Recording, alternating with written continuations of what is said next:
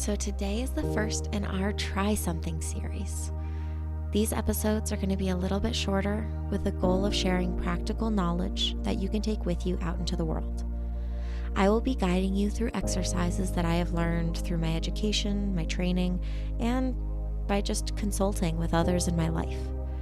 Some things you hear about may be exercises, you might hear some meditations, and some may just be me talking about an idea or concept in greater detail. In today's episode, I'm going to be talking a little bit about breath work, including how to pay attention to your breath and sharing a couple different breathing exercises that we can try together. What I ask is that you keep an open mind and give your best effort today. Then, if one exercise speaks to you, try it outside of this episode in your day-to-day life. And if none speak to you, celebrate that you gave it a try, and maybe something will resonate with you in the future. So let's get started.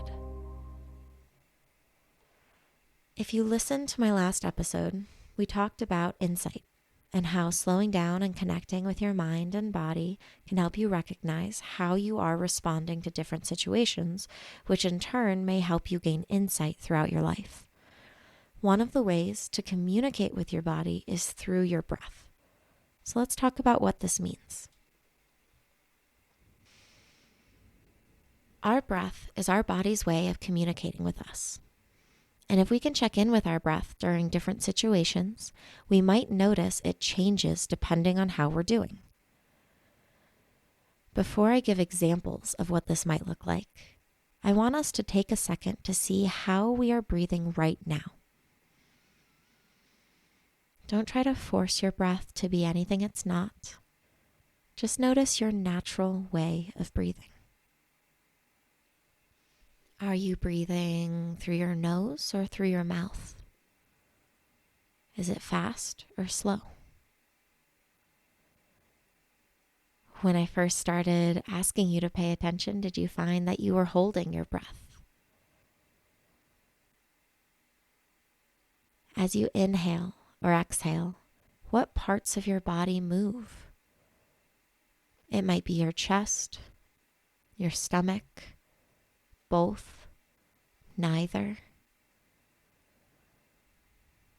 Does your breath feel labored and uncomfortable, or does it feel easy and slow? How would you describe your breath at this moment?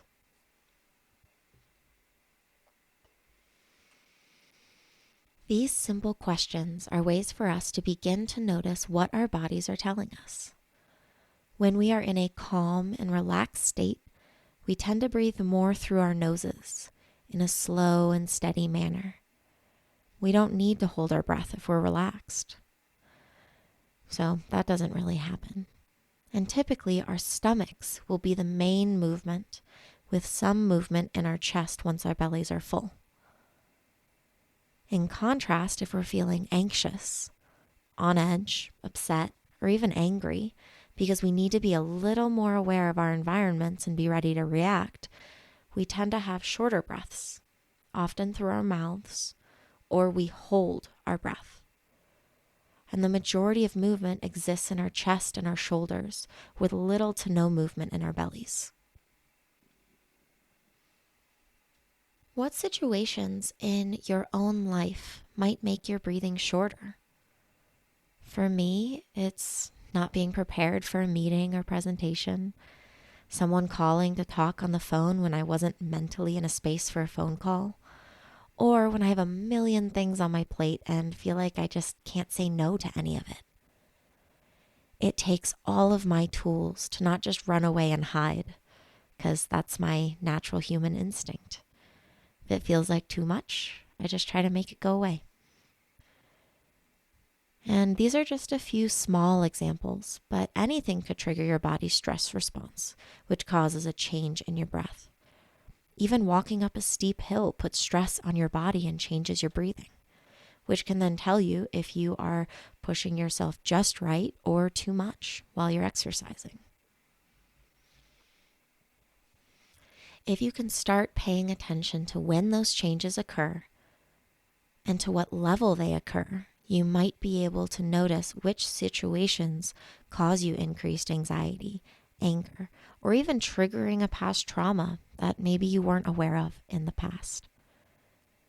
So once again, if you can start paying attention to that change in your breath, you can start creating insight into the different situations you are a part of.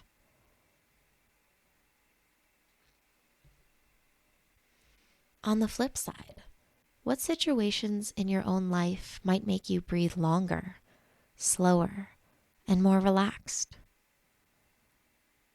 For me, it's standing on the top of a mountain looking at a beautiful view, giving my dog Juliet a belly rub, or lounging on the couch with my partner binging whatever show we're currently watching together. These are all forms of self-care, but it's a broad category that can include anything that helps you feel recharged, helps you slow down, and reminds you that it's okay to take a deep breath. Now, don't confuse self-care activities with distraction tactics, like keeping yourself busy, utilizing drugs and alcohol to push down any uncomfortable feelings, or just ignoring it entirely. While these might allow for some short-term relief, it might not actually count as self-care or a way to work through that pain or discomfort. Now, it's true that you might need those distractions at this point in your life, and that's okay. What I'm saying, though, is maybe, just maybe, there is a different way that can help you feel better long term. And what we're talking about today is just one small step in that direction. Now, once you've started to pay attention to your body and you can notice when you're starting to get stressed, what comes next? What is that next step? Well, you can also use your breath to communicate with your body. I mean, how cool is that? Before I give you tools to try, I want to explain to you a little bit about how communicating with your body works on a physiological level. I'm going to do my best to try to keep this simplified, but know that there are tons of resources out there if you want to learn even more, some of which I will put in the description. When our anxiety is spiked, our fight or flight response can be activated. This is the part of our sympathetic nervous system that reacts to dangers and stressors and helps us survive. When this is activated, we want to keep as much oxygen in our brains as possible so that we can react, and our bodies get pumped with stress hormones. This is why when we're anxious, we typically don't exhale, and our breathing sounds more like this. We hyperventilate, or we hold our breath. In contrast, when we calm down, our goal is to activate our parasympathetic nervous system. Imagine a parachute opening so you can float calmly to the ground. When we exhale, this system is activated and our body stops producing stress hormones, at least not as much. So if we are trying to communicate with our bodies via breath, trying to let our bodies know maybe we don't need to freak out in this situation, we want to draw out that exhale and let our nervous system know that we don't need to panic. So now that you have that basic understanding, let's try a couple examples from the most structure to the least amount of structure. And as I said at the start of today, just try them. Maybe one of them resonates with you. Maybe you can use it in your day-to-day life. But for now, just follow my instruction and see what happens.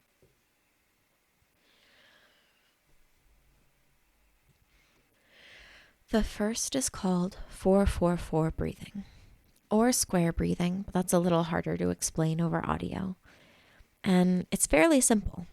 It's 4 counts inhale, 4 counts hold, and 4 counts exhale. As your system calms down, you can incorporate an extra hold after the exhale too. But that can be hard if you are somebody that has panic attacks or if you're just really struggling with that exhale. And if you are someone that, as you're doing this, you notice that you count really quickly, you might want to try 8, 8, and 8 or 12, 12, and 12. But for today, we're going to do a slow 4 count. So we're going to try it. We're going to inhale for 4, hold for 4, and exhale for 4. So allow yourself to take one more breath in. Let it all out. And we'll start with in, 2, 3, 4, hold, 2, 3, 4, out, 2, 3, 4. In, 2, 3, 4, hold, 2, 3, 4, out, 2, 3, 4. In, 2, 3, 4, hold, 2, 3, 4, out, 2, 3, 4. In, 2, 3, 4, hold, 2, 3, 4, out, 2, 3, 4. Now let your breath fall back to its normal rhythm, not forcing it to follow any breathing pattern. And check in with how that felt. Did it feel good? Did it feel comfortable? Did it feel uncomfortable or strained? Did you notice that your body didn't want to hold your breath or didn't want to exhale?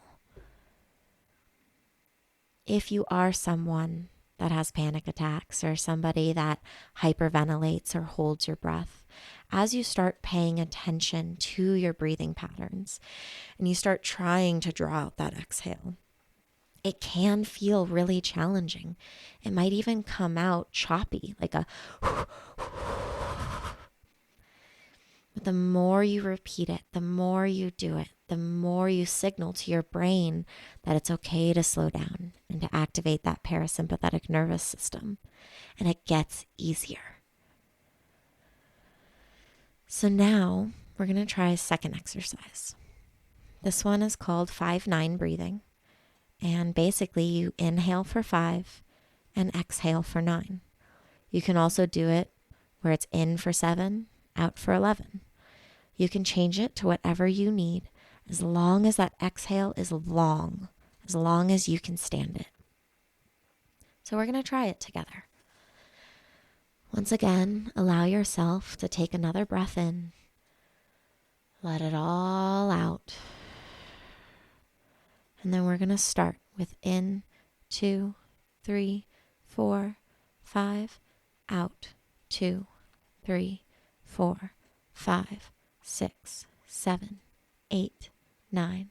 In, 2, 3, 4, 5, out, 2, 3, 4, 5, 6, 7, 8, 9. In, 2, 3, 4, 5, out, 2, 3, 4, 5, 6, 7, 8, 9. In, 2, 3, 4, 5, out, 2, 3, 4, 5, 6, 7, 8, 9. Allow your breath to return to normal. Once again, checking in with how you and your lungs felt about that exercise. Did you like being able to follow a count? Did you hate that you were tracking it and it just was hitting that end and it was so uncomfortable? Once again, the more you do it, the easier those deeper breaths will become. Waking up your lungs, waking up your body, allowing you to have that full, every part of your lungs breath. The final exercise I'd like to share with you today is the least structured. It doesn't involve an count, but rather just inhaling as deep as you can, letting your belly expand and then that chest expanding. And on that exhale, you want to drag it out as long as possible. One way to help with this is to pretend that you are trying to exhale through a straw. And then I personally always allow a brief pause between inhales and exhales as a way to slow down my breath further. Not with any sort of count, has to be a second, has to be 3 seconds. No, just notice that pause before you switch. Now, I am going to guide with 4 long breaths. I'm going to try to make sure that those breaths are a little bit audible so you can keep track of what I am doing. But I want you to follow your own breath instead of trying to match mine.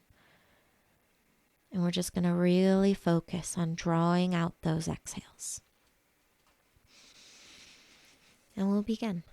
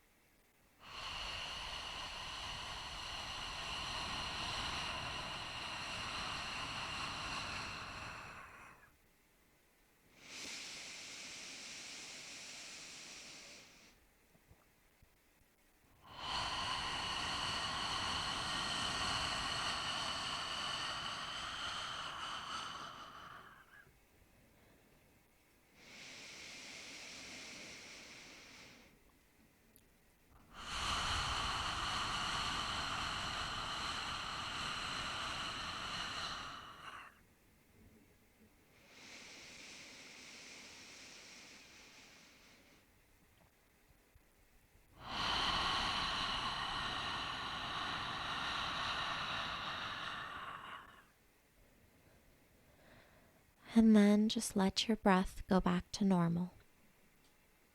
How did that one feel? Which of the 3 were your favorite? And if you felt at all uncomfortable trying these exercises, just remember that I am breathing deeply into a microphone. It's a little weird. I'm definitely not used to it, but I appreciate all of you trying this with me today. And whichever one of those 3 is your favorite, I want you to try practicing it outside of this exercise today. And when we start practicing something new, especially when it comes to mental health, it is always better to practice when you are feeling good than when you are struggling. Because when you're struggling, you're less likely to remember any of this. But if you start practicing them on your lunch break, before bed, even when you're showering, the next time that you're feeling anxious or angry or upset, you will be more likely to remember it. So, pick one of these exercises.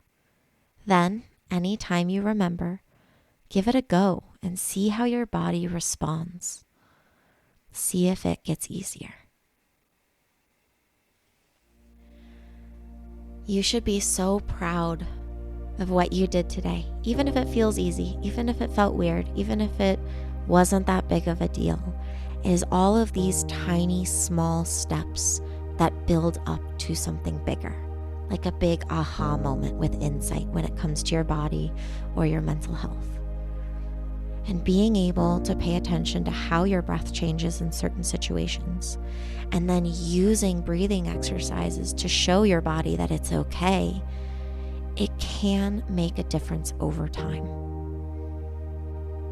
This isn't a quick fix. Nothing's gonna just get magically better, but maybe the more you practice, the easier it'll get, and the more power you get back in those situations that just feel completely overwhelming. If you have any questions for this podcast or themes you'd like us to focus on in the future, send us a message on Instagram at insightswithuspodcast or send us an email at insightswithus@gmail.com. If you enjoyed this podcast and want to hear more, please follow, like, or subscribe. I appreciate you, and I appreciate that you're listening. Thank you for creating insight with us.